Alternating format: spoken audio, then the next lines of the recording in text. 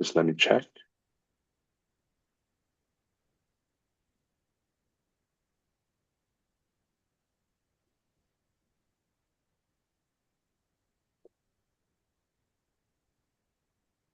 Yes, and we are live on our live streams. So, hello everyone. Welcome on our third live stream event for our Flower Enterprise launch. We'll be starting in about a minute, so sit tight, and Tanir will kick you off. Okay, Tanir? Yeah, perfect. Thank you, Chongshan. Yeah, let's wait another 10, 15 seconds and then. Okay.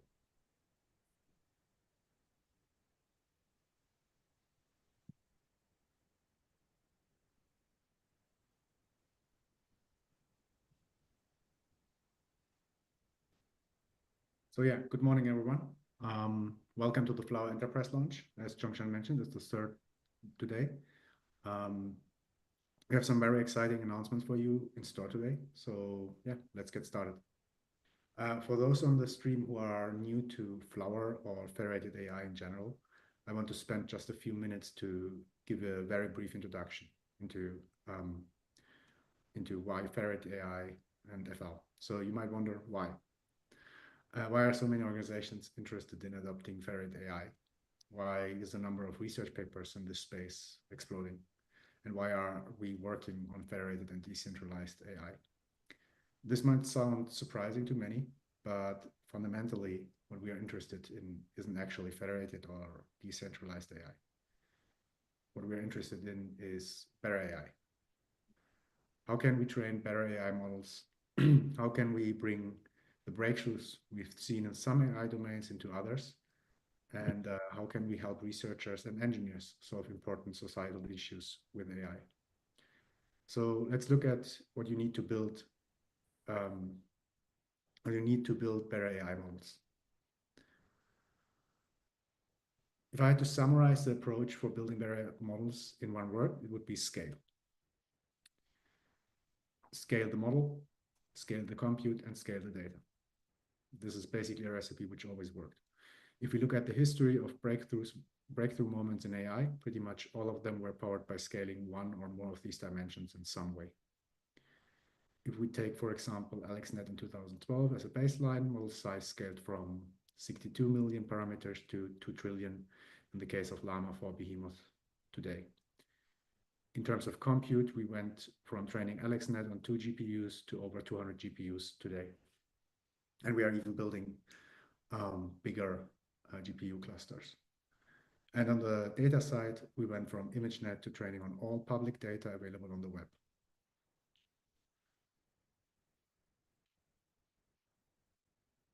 The typical way this is done could be called centralized. You build a data center with as many GPUs as possible, and then you need to fill all that data center with data to train on.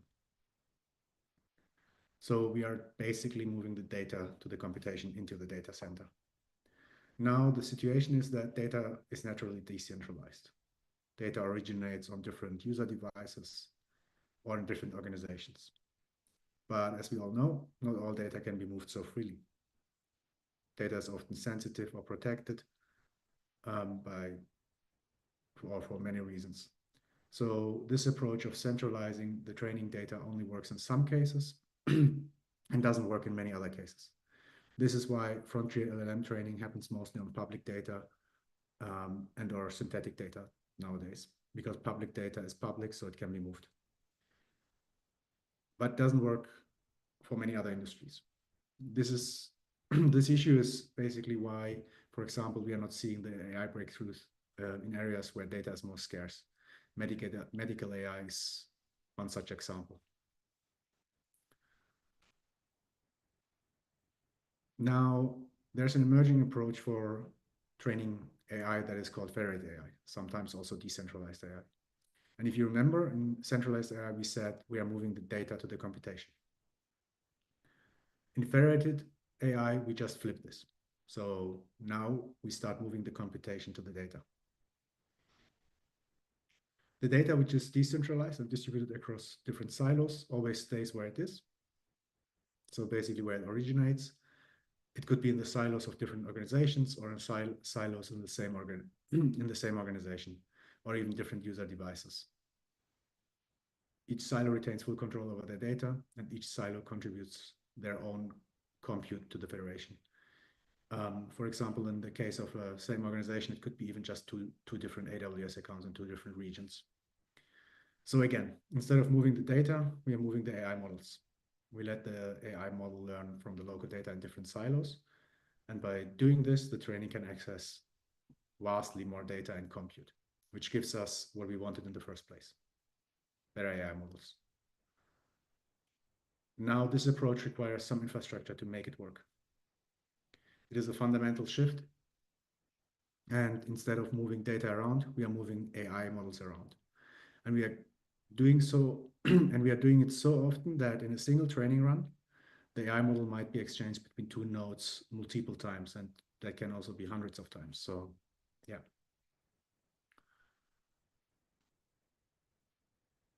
So what we notice is that for many, the question is, yes, we want to do federated AI, but how should we do it?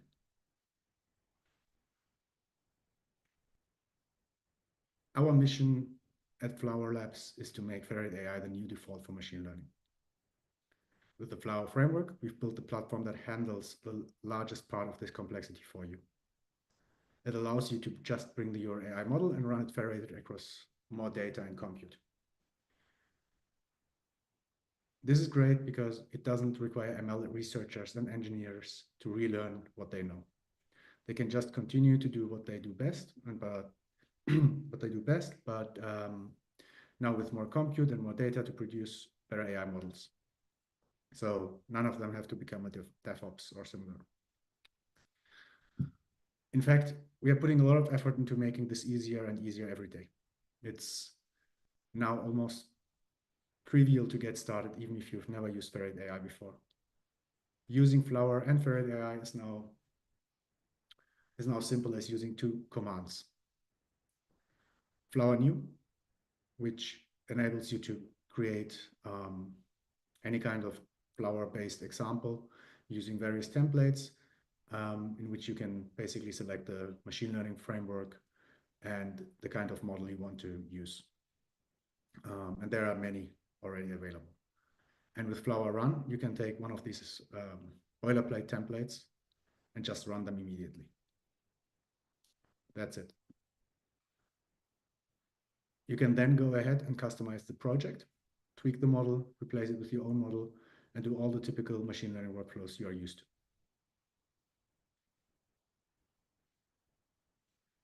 While it's easy to get started with Flower, Flower is also deeply customizable and powerful if you want to go deeper. It allows you to use pretty much all the models you already use. And with regards to LLMs, we have a special announcement later about it.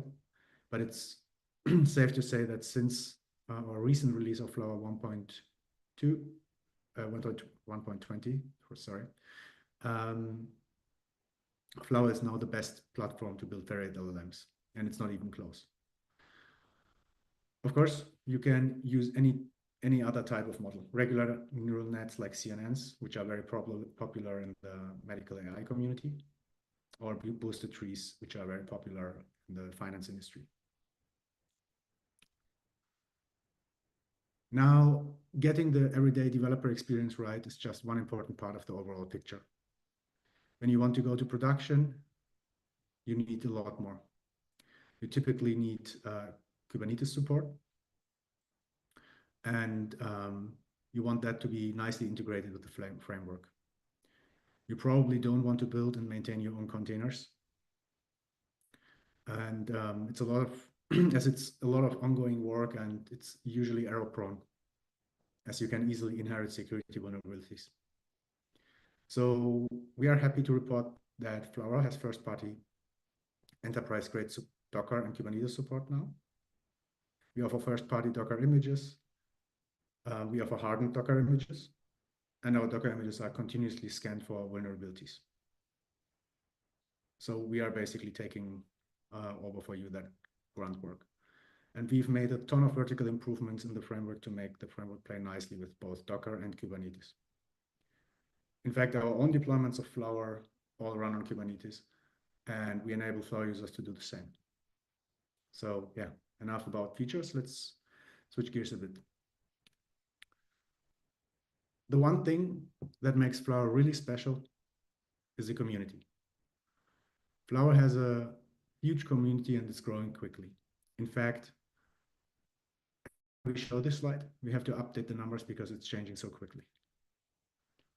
Flower has over 6,000 AI researchers and AI engineers on the public Flower Slack channel, which you should join. Just go on flower.ai and hit the join Slack button.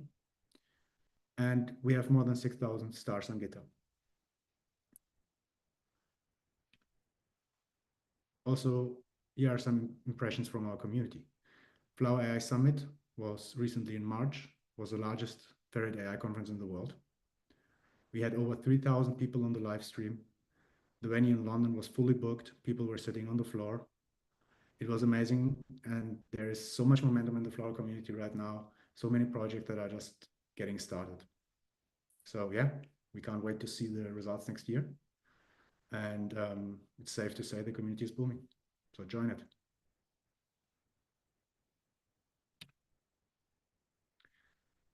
So what's next? Federated and decentralized AI comes in many different flavors. We built the Flower open source framework to be incredibly modular, and many users know how flexible Flower is on the application layer with regards to Flower apps, strategies, pets, models, ML frameworks, and data in general. But fewer people know that Flower is also modular in terms of infrastructure layer. So you can modify the communication stack, how Flower is executed, write plugins, modify the runtime. And this is amazing. It allows users to customize the Ferret AI system and integrate with all the existing systems they have in place. One example would be, for example, weights and biases. But it can also be a lot of work. So who's using Flower? Flower is used by an incredible group of organizations, and we work with many of them directly. You can see some of them on this slide, organizations from different industries, consumer like Mozilla and Samsung, the largest industry organizations like Bosch and JP Morgan, the best-in-class academic institutions, which have research teams working on FL using Flower, and other organizations like all major cloud providers, as well as the US Air Force. So when we worked with these organizations, there were some requirements we heard over and over again, and we helped these organizations address these requirements. While doing so, we realized that we are doing some things over and over again. For example, user authentication. It's really important for enterprise users, and many of them use OpenID Connect, but it's also not something that we want to deeply integrate into the framework because we knew that some users had different authentication and authorization systems in place. And it would be wrong to force these users onto OIDC. And if we did that, we'd be making Flower worse for some of our users. So we asked ourselves the question, can we preserve the flexibility of Flower, but make it easier to deploy a production-ready Flower system in 10 seconds?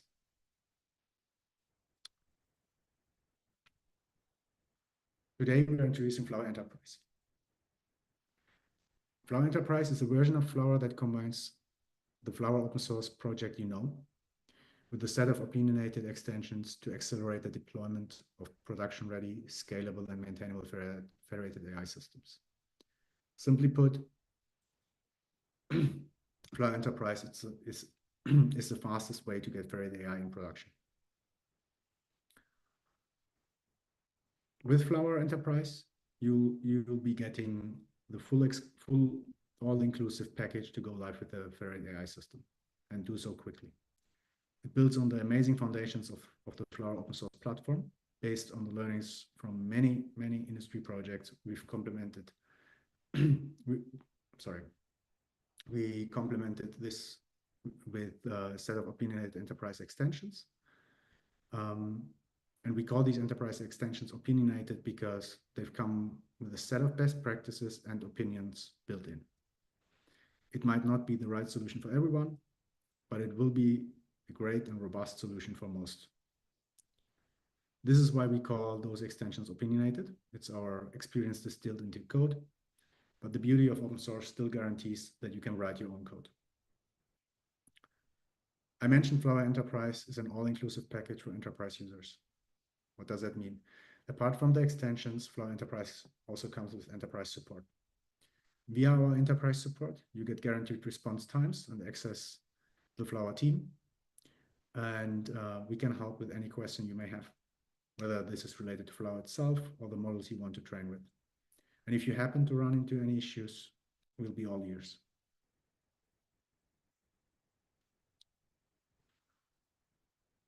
The idea behind Flower Enterprise is simple. By combining the Flower open source platform with a set of enterprise extensions and support, you can deploy enterprise-grade Federate AI quickly, securely, and reliably. This accelerates your time to market a lot. It's an opinionated solution with a set of best practices baked in. If you're an advanced user and want to invest the time, you can, of course, still fall back to the modular open source platform and customize it in every single detail. And that's the beauty of open source as we all know it.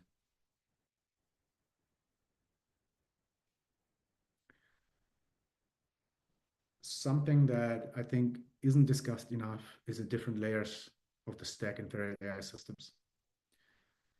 Running and operating a Federate AI system requires you to get all the layers right, not just one.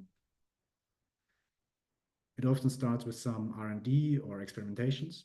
For example, which model could we train on the data we have?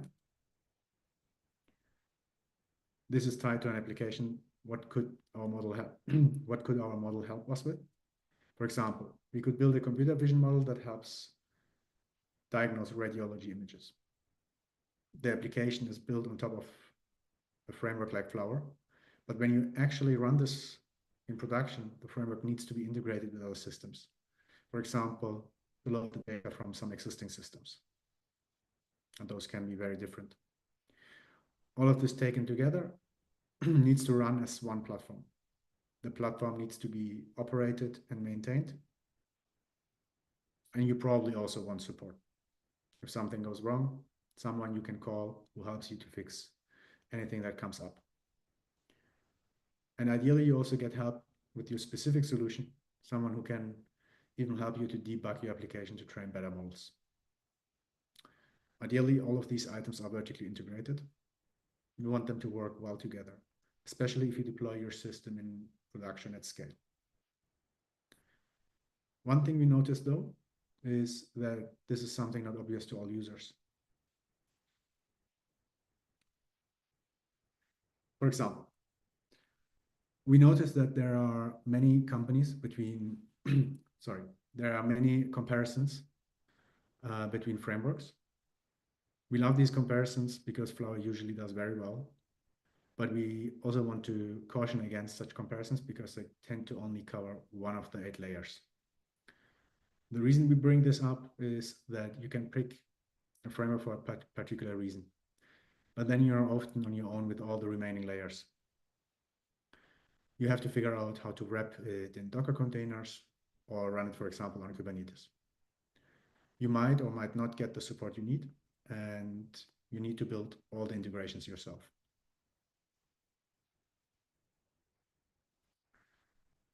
Sometimes this work is done for you. So someone takes a framework, integrates it with a bunch of other tools, and then runs it for you. But if something goes wrong with the framework, all they can do is open a GitHub issue and hope the framework gets fixed by the framework authors. Some providers run all of this for you, but they have the same issue. If something goes wrong, they can only open GitHub issues with the other layers. Sometimes it can be hard to tell that what type of entity you are thinking of working with. You can ask them, did they build the framework they are using under the hood? When a change in the framework is needed, how do they control how and when it is implemented?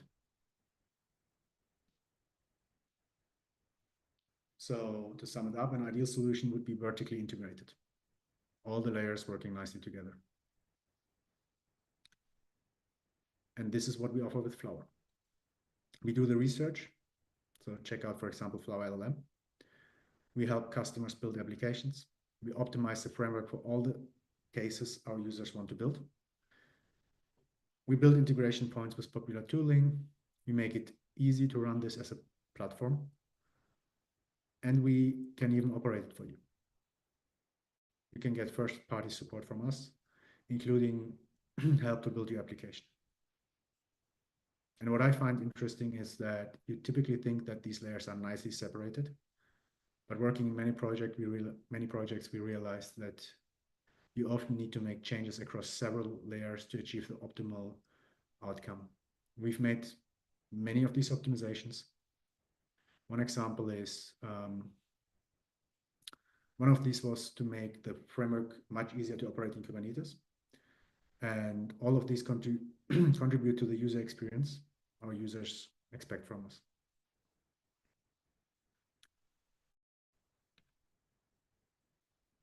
So yeah, this is Flower Enterprise. It's a popular Flower open source platform bundled with a set of enterprise extensions and enterprise support. And in our opinion, it's the best solution for production-grade Faraday AI. So yeah, let's hear about it from one of our Flower Enterprise users. I'm happy to invite Ray Wang, who's a senior solution architect at AWS. And yeah, welcome, Ray.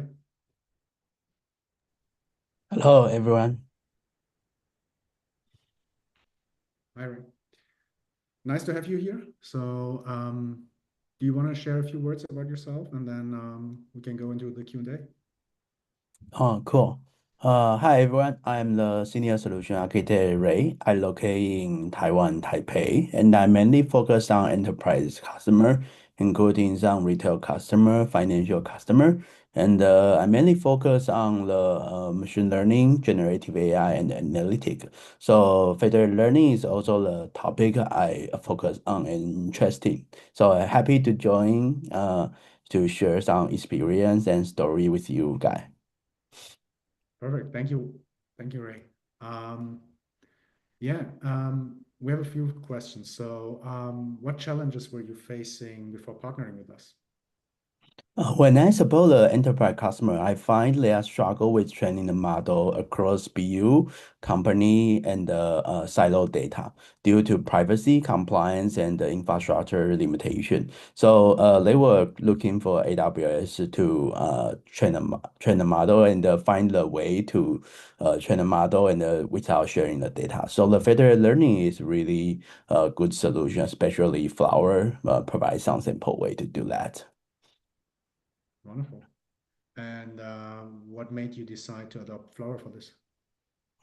I think the key point is the Flower feature, which is framework agnostic. It means we can keep the original machine learning framework like customer origin using scikit-learn, XGBoost, PyTorch, and TensorFlow. They can keep those framework and they just add Flower SDK into their code, and then they can start the federated learning without sharing their data. It's really a good feature, especially can integrate with AWS and SageMaker AI. That makes sense. You don't want them to rebuild everything. So can you walk us through how your team used Flower to solve the challenges you were facing? When I talk with the machine learning engineer, I find there is two blocker. One blocker is maybe they are not so familiar with what is federated learning. So we can enable it with the workshop and uh, uh, invite a Flower expert to elaborate what is federated learning is. And the second one is when we set up the federated learning, we need to connect the VPC and network setting. It's not so friendly for the machine learning engineer. So the second blocker is the VPC setting up. So in that case, you can have AWS expert. We can help you to configure the security and network configuration. Makes sense. Thank you. And During the process, how has our support team contributed to your experience?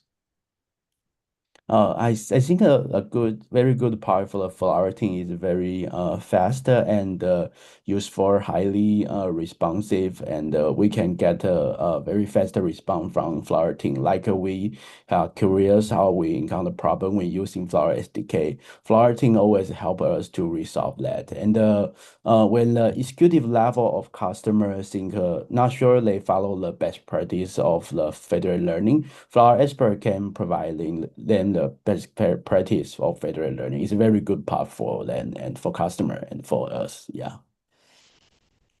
We're happy to hear that. And was there a moment when you realized the value of Flower, like aha moment?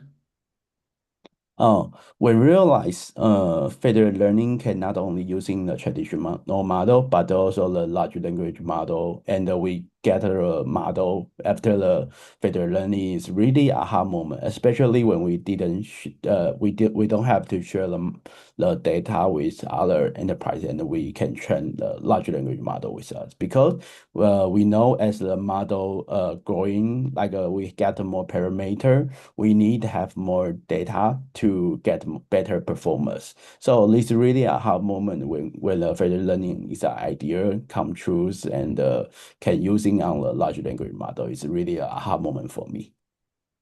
Wonderful. Happy to hear that. What would you say to other enterprise users considering Flower? When the other enterprise customer considering Flower, I think they like what I say, they may still in some concern or something their executive level may be concerned about is they follow the best practice or not. And with the help of Flower and AWS, we can provide some questionnaire for you, and those questionnaire can help you check if you follow the best practice setting up the federated learning on the network security and the SDK part. And they can really mitigate the concern come from executive level and helping engineer to quickly get started. We also have workshop can guide you step by step setup. So I think it can really accelerate with Flower and AWS help. Wonderful. Is there, or can you share any measurable results or ROI you've seen since using our solution? When we using I help in the last year, I helping one customer which called Xinguang Finance and Xinguang Life. We training the fraud detection model in the AWS, and we improve the model performance and reduce false negative. And this really help a customer to avoid the costly data centralization and get a more better performance model and ensure the compliance and lower the infrastructure cost. Those is really very clear how I can help a customer on their business target. That sounds good. And in what ways has our platform helped you stay ahead in your industry or market?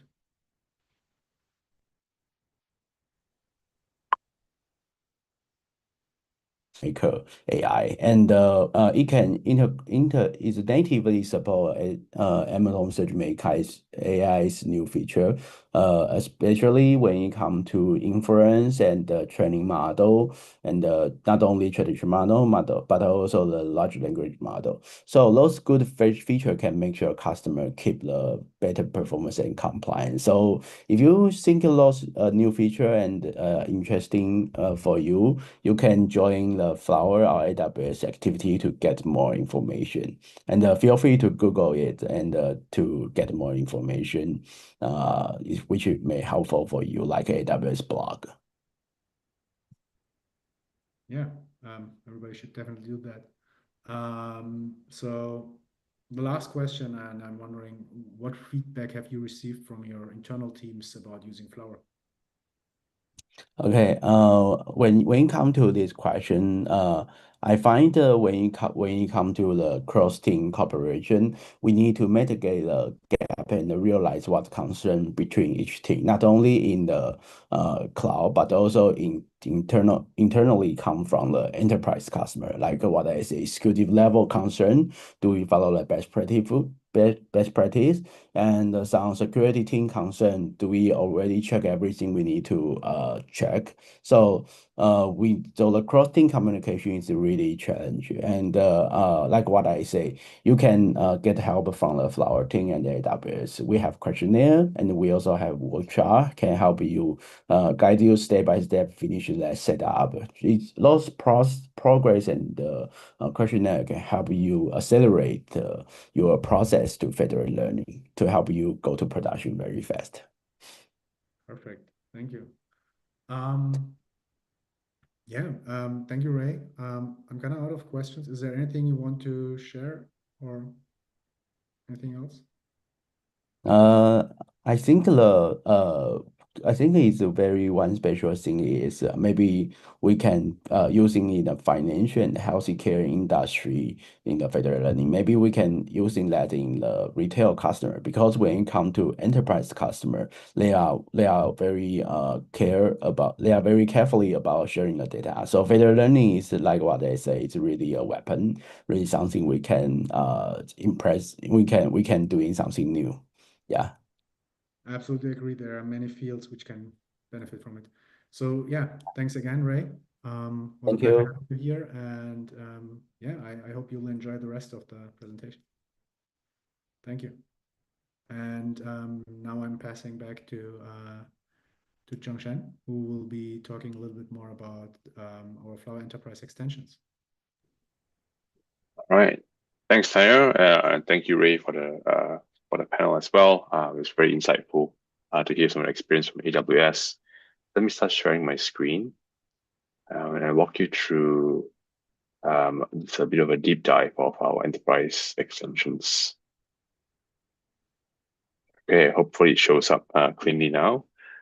So excellent. All right. Hello again, everyone. I'm super excited to walk you through in a bit more detail about what the Flower Enterprise extensions are and what it can enable you to do with some configuration. Just to kick things off, let's look at what the federation systems are in general. Almost by definition, all federated system setups are distributed setups. This means that there are multiple components that can interact with each other at different locations. For example, different clouds, different organizations, or different networks. There are also the user aspects, such as the data scientist at a hospital or the financial institution. And these users interface with the systems to run the federated learning workloads. For example, to train the next state-of-the-art medical imaging model or the next world-class fraud detection model. What Flower Enterprise extensions enable you to do is to allow the admins of these federations with the best tools to seamlessly deploy, operate, scale, and maintain these systems based on your use cases and your business needs as they grow over time. Because they are developed by us, the creators of Flower, we can give you 3 guarantees. The first is that it natively integrates with the Flower framework, since we have intimate knowledge of how it's built. Secondly, these enterprise extensions have been thoroughly tested in a variety of setups and use cases. Thirdly, these extensions will only get improved over time with each new release of the Flower open source framework and as it gains new features. More concretely, I want to give you a bit more details about 4 key enterprise extensions. Firstly, it's about deploying federations on Kubernetes and Helm charts. I just want to emphasize that Flower has the best-in-class support for Kubernetes, and I'll walk you through it in a couple of minutes. Secondly, to ensure only the users who have the right permissions can connect to the system, We have built a specific extension that's based on the OpenID Connect protocol, which is another industry standard. Thirdly, to keep a transparent record of how the federation is behaving and how users are interacting with it, we've introduced the audit logging feature on the Superlink itself. And then finally, I'll cover one more additional feature of the enterprise. Zooming into the Kubernetes and Helm chart deployments. At enterprise scale, consistency is non-negotiable. What this means is that what we find, the enterprise deployments don't want any surprises. These deployments must not only be reproducible and easy to take action, but it must also have other features such as being scalable and version control. And these are the kind of reliabilities that DevOps teams are looking for, and it's highly, highly critical for the operation. This is where Helm charts come in. Before we dive in, let's recap the main components of a Flower federated learning system. There are two key components. The first are the set of supernodes. These supernodes are the services which are spun up at the locations of where the data is located, such as a hospital, financial institution, or a factory. And then the second component is the Superlink. And Superlink is a very important component because it's a central server that the supernodes connect to. Collectively, these Superlink and supernodes form the Flower Federation. And you can see that we always refer to this term of Flower Federation time and time again. The Superlink is also the entry point for users to interact with the Federation. And I'll show you some examples of these interactions very soon. To spin up the entire infrastructure of the supernodes and Superlink, you only need to run essentially two commands. First is to install the Helm charts for the Flower Superlink with Helm install. And then you deploy the same for the Flower Supernodes using the Helm install Flower Supernodes. To illustrate this, I'll show you a quick video recording of how we deploy it in roughly about 10 seconds. Okay. As you can see in this video, in the top panel, we'll start by doing a Helm install of the Flower Superlink. And then immediately, you can see at the bottom, we have a Superlink pod that's created and has started running. Now we just grab the name of the Superlink pod itself so that we can inspect the logs and to see what's happening under the hood. For example, when the supernodes connect to it. Now, finally, we install the Helm charts for the Flower Supernode using the Helm install supernode commands. In this case, we've spun up 3 supernode pods just based on the visual example that I showed earlier. And as you can see, almost immediately, the 3 node IDs have connected to the Superlink. So it's as easy as that. So that's a quick dive of the Kubernetes and Helm charts deployment of the Flower Enterprise extension. Now let's talk about identity access management.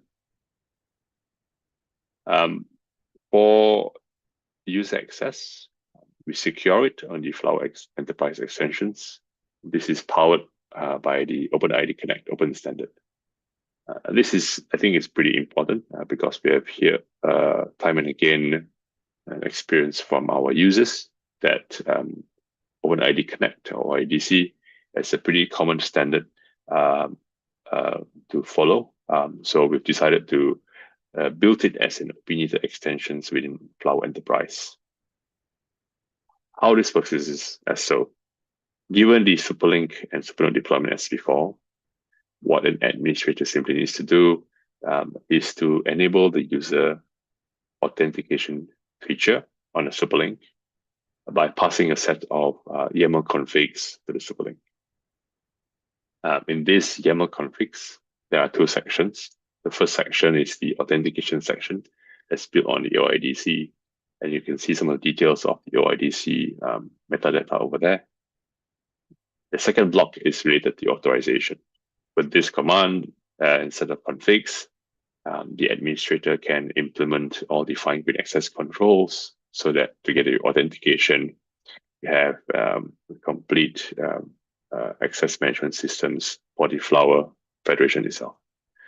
For more details on how this can be used, I would encourage you to refer to our documentations on our website. So let's look at a little bit of an example of how a user interacts with a superlink that's been deployed with authentication. We'll take a scientist, let's say N, and for N to actually run any FL workload on a superlink, they would simply need to execute the command flwr login or Flower login. With this CLI command, the user N would go through the process of authenticating themselves against the superlink. And then with the permissions granted to run the workload on the superlink, you can then execute your Flower run as what Tanya has described earlier. Similarly, other users, for example, Beth, would also do a Flower login to the superlink. And given a different set of authorization or access, Beth can then be allowed to only do a certain set of operations on the superlink. All of this is configurable within the superlink itself. Now, I'd like to show you a quick demo of how this works in action. I will share a different screen instead. So give me a moment as I switch my screens.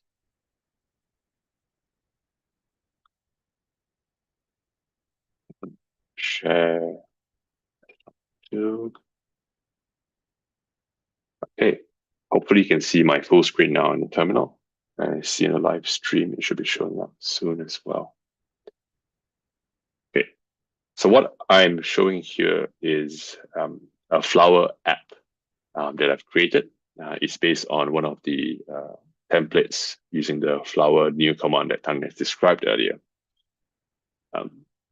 Typically, when a user wants to execute something against a superlink, a user might start by just doing Flower ls, just to see what runs or workloads have been executed on a superlink itself. In this case, we have a federation called Remote Federation that we've spun up. So we can just run that command and realize that you get this error message. It says here there are missing valid credentials for user authentication. Please run Flower login to authenticate. So this is the first indication that the deployed federation has incorporated the user authentication feature. So in order to run any workloads against this superlink, the user would now have to do a Flower login command and then point it to the remote federation. Once this is executed, you will get this URI, which a user can follow. Then on a separate web page over here, a user can then log in with the XX credentials and click yes. And then you see that login is successful. So let me clear up the screen so we see what's happening next. Once a user has logged in to the superlink, the user can then type Flower ls command again, pointing again to the remote federation. And you can now see all the list of the workloads that I've executed. You can see some that I've executed a bit earlier in the second sessions, and also some that Harvey has executed in the first sessions, all happening now. Now, what a user can do is to continue with their typical FL workflow, such as to execute the workload itself. So in this case, the user might run Flower run, pointing to the remote federation. And if the user decides to see some logs, the user can execute the stream command, and you can see this workload is streaming. Now, I want to emphasize that when the user types this command, the app is effectively sent to the superlink, and it's running right now on the superlink against the supernodes. So if a user just Control-C and stops it, it doesn't stop the actual workload itself. Indeed, if I type Flower list and look at the remote federation again, you will see that this run that I've executed just a short while ago is still in a running state. So that's a quick a primer and a deep dive of how the authentication works from a superlink perspective and how a user interacts with that. let me switch back to my set of slides and continue with the presentation. Okay, it's coming up.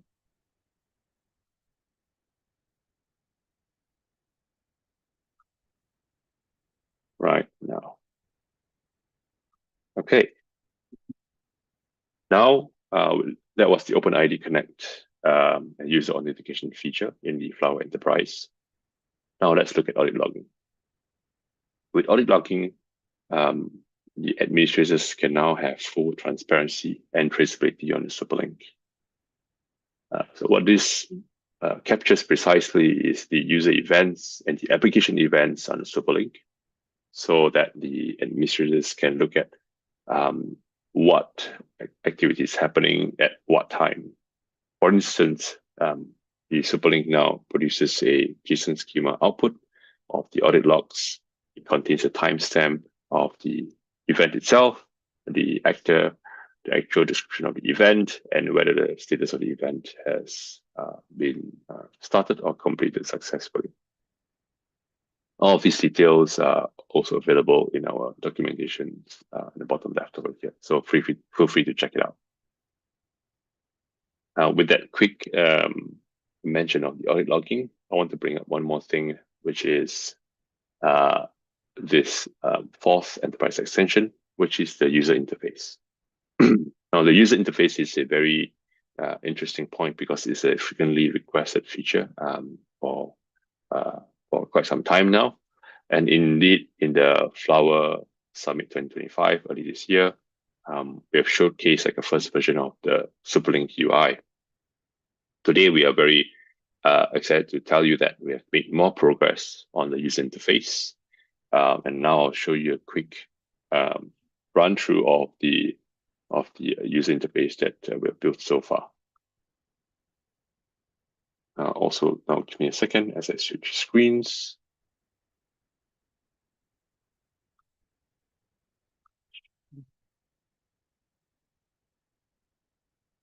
And share. Okay. So what you're looking at right now is the user interface for the Superlink. So here you can see that we have connected 4 supernodes. You can see them distributed around the world. We have made this based on a finance use case. So we have a variety of banks with a certain node ID distributed around the world. And we can actually zoom in, for example, one of the nodes, which is a placeholder called Bank K. And here it contains some of the node details. All of these are highly customizable depending on the use case to provide more information and context for the Superlink administrator. In addition to having a high-level view of the connected superlinks, connected supernodes on the Superlink, a user or the administrator can look through all the runs that have actually been executed on the Superlink. So here you can see a long list of runs that have been executed. In fact, this is related to the demo that I've shown just a couple of minutes ago. And all of these are interactive as well. For instance, if you click on one of these runs, you can see all the relevant metrics for machine learning that you would expect. You have the epochs and the number of server rounds for federated learning setup. And also you see all these relevant metrics for training, such as the area under the curve per round, and also the log loss per round. Because we've made this intentionally interactive, you can also compare different rounds, different runs, and see how it performs for different set of hyperparameters. And then users can make a informed choice on what hyperparameters to select to produce the best FL trained model for your use case. So yeah, indeed, this is one way that you can deploy user interface in a Flower Federation itself. And we're very excited to hear your feedback on how you would like to use that.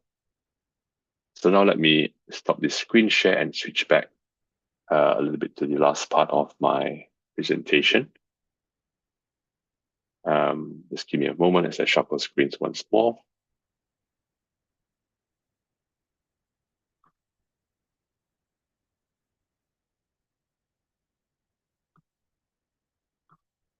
Okay, so that was the demo of the Superlink UI. Now let's shift gears a little bit. Now, not every advancements in the enterprise, not every advancement starts in the enterprise tier. For us, we are equally invested in improving our open source core. In fact, today we're excited to share 2 new capabilities that's been added directly to the open source code base as of Flower 1.20, released on Tuesday. Your stack directly benefits from this, including a deployed Flower Enterprise. This marks a very pivotal moment for us because it raises all the baselines for all Flower developers. So really, our ethos is that in order to accelerate enterprise adoption, not only do you make the deployments much faster and easier, but we also need to strengthen our open source roots itself. The first feature that we'd like to talk about is large weight support. Large weights. What this means is, with large weight support, you can federate any model in any size with 0 code changes. And this is available as of version 1.20. What this means is, under the hood, we have lifted the limitations of our communication stack. Historically, Flower has been built using protobuf. It has been shown to be very versatile under a variety of use cases, but it comes with one limitation. And that limitation is that the communications are limited to a 2 GB limit. Because of the way we have optimized our communication stack with the chunking method, all of this is no longer there, and you can effectively start building a model that's as small as a couple of megabytes, all the way up to a 1 trillion parameter model, if you like, with 0 code changes. And I'm super excited to see what you can build with the latest version of Flower. Secondly, it's about what we call the content addressable message. This change actually builds in payload broadcasting and streaming into the latest version of Flower, and it's inspired by the technological innovations such as Git. Putting it in numbers with content addressable message, you can actually benefit from an NX upload bandwidth savings. What this means is that if you have a deployment of 10 supernodes, you can have up to 10x of bandwidth savings because you only pay once when you upload your payload from the server to the Superlink itself. This is simply made possible from the broadcasting approach that we have adopted in the communication stack. At the same time, we also have enabled streaming using the content address message, and this can save you up to 3 times wall count reduction because it is a full pipeline of data that is moved from the server all the way to the supernodes.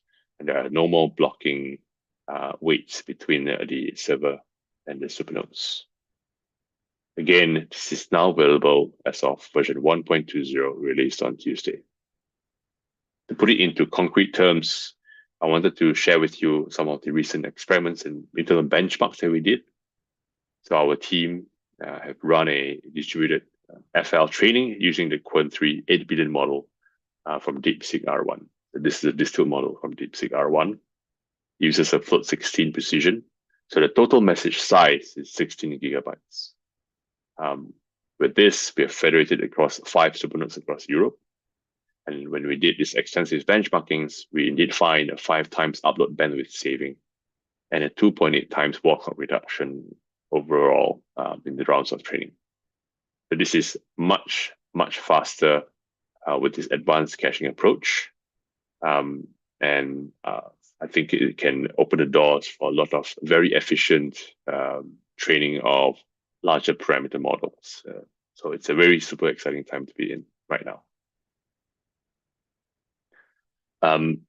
So what I've shared with you earlier are these two updates as well in the open source framework, which is a large width support and content addressable message.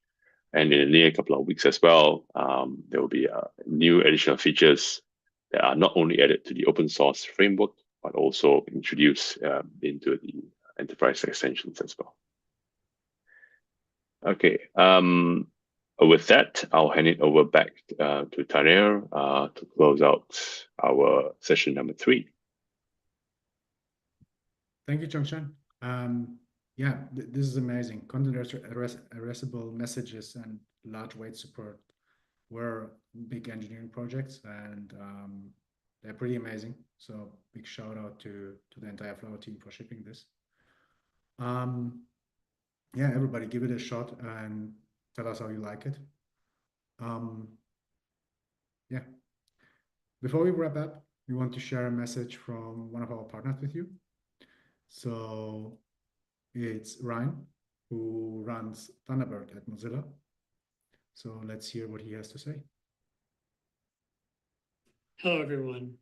I'm Ryan Sipes, Managing Director of Product for Mozilla Thunderbird. Now, for those of you who don't know it, Thunderbird is the world's most popular open source email client with over 20 million users. And as you'd expect, those users are very privacy conscious when it comes to their email data. What is interesting about our partnership with Flower is it allows us to ship AI features that respect user privacy. And that's why we're continuing to partner with Flower on the next generation of Thunderbird. Cool. So yeah, the Thunderbird team has been amazing to work with. Thanks, Ryan. And Thunderbird has an extremely high standard for protecting user data and user privacy, and they're well known for that.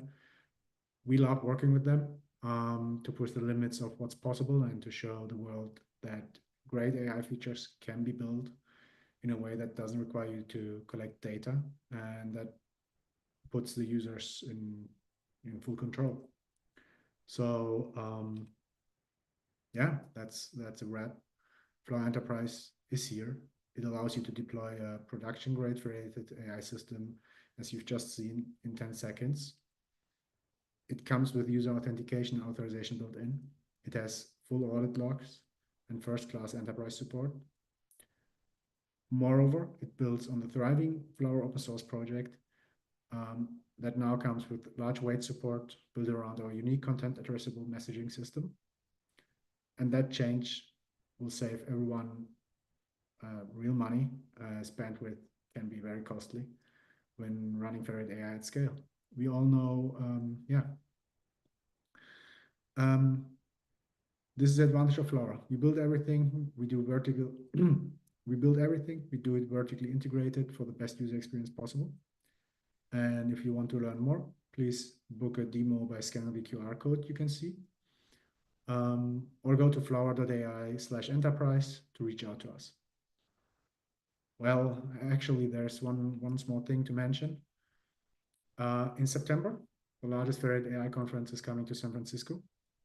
And September 25th, we'll run Flower AI Day to bring together some of the best people in AI in the SF Ferry building. We have a number of amazing speakers like Sarah Hooker from Cohere, Logan Kilpatrick from DeepMind, Ji Deng from Together AI, Joe Spicek from Meta, or Timothy Cho from Stanford, and others. So yeah, you can scan the QR code to join or go to flower.ai/events. And now it's really a wrap, and thanks for joining today. And we are happy to take some questions if there are any. William, Chongshan, do we have some questions? Yes, I think, I mean, first of all, it's been really interesting to listen. And I think if you are interested in what we're doing, just go to, as Tanner said, to flower.ai. There you will find everything about the enterprise and whatever we do.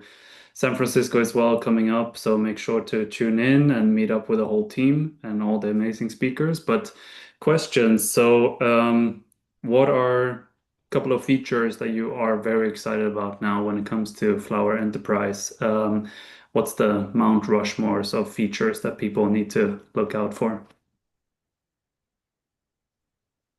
In terms of Flow Enterprise, I think authentication was long due, so people that will help. From what you've seen in the presentation, I personally I love the way you can simply create a project with Flower New and Flower Run. And I'm still amazed by the content addressable messaging system and large weight support. That is part of the open source, but by that also part of the enterprise version. So Yeah, I think I have to add to that. I think it's a time to be alive. Firstly, with the latest version of Flower, you not only can do this, you have no limits on the type of model you can train right now, and you can actually deploy the necessary infra that you want at in a very, very minimal amount of setup with the Helm charts as well. So it really helps you iterate and test very quickly. So you can try it out in a very low cost and a very short amount of time, and figure out if that can solve your business use cases and iterate with us. So for the users that are setting up a full-blown deployment federation type of thing, what are we talking about? Months here? Are we talking weeks, days, hours? How long does it take to spin up such an example? Maybe people want to know. Considering if you have, let's say, you know more or less what design you want, how easy is it to get started? I mean, if you have your existing Kubernetes clusters, let's say in 2 regions, and you want to train on the whole data set, as Chongshan has shown, you just apply the Helm charts and nearly everything is up and running. So it might take you realistically more than 10 seconds, but it's definitely with our help doable in very, very short amount of time. Probably. So we're talking quick iterations, like in terms of hours maybe, or minutes to hours. Yeah. Amazing. I mean, compare that to starting from nothing, which would be probably years. So I guess that's a time saver. Yeah, that's why people should check it out. So go Flower Enterprise, check out what's new, and make sure to reach out to us in socials or through the website. I think that's the easiest way to get in touch. Yeah. If we don't have any other questions, I think we're done. Thanks everybody for watching. Thanks again, Ray, for joining us and answering our questions. Thanks to Chongshan for organizing everything, and thanks William for helping out. Excellent. Thank you, everyone, and hope to speak to you soon. Have a great day. Bye. Bye. Yeah. Bye bye.